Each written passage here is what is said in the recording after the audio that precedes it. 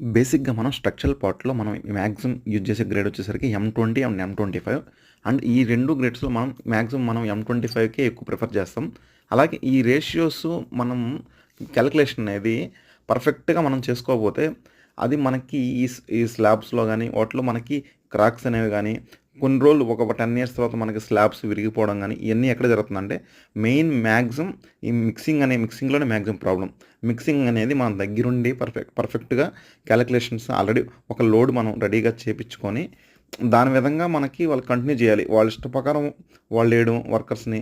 తర్వాత మళ్ళీ మనకది కొన్ని రోజుల తర్వాత మనకే ప్రాబ్లమ్ గదా! దానివల్ల మనం మిక్సింగ్ అనేది మన దగ్గరుండి వాళ్ళకి చూపియాలి. ఈ విధంగా మిక్సింగ్ చేయండి అని calculation. Suppose M25 1 cement half బ్యాగ్‌కి 1 బ్యాగ్ సాండ్, 2 బ్యాగ్స్ అగ్రిగేట్. ఈ విధంగా కాలిక్యులేషన్స్ ఆల్రెడీ చేసి దానికి తగ్గట్టుగా వాళ్ళకి మనం ఆ గమ్మెళాలు గానీ వాటిల్లో వాళ్ళకి చూపిచ్చేసి ఈ విధంగా చేయండి అని చెప్పి పర్ఫెక్ట్‌గా మన దగ్గరుండి చేపించుకోవడం అనేది బెటరు.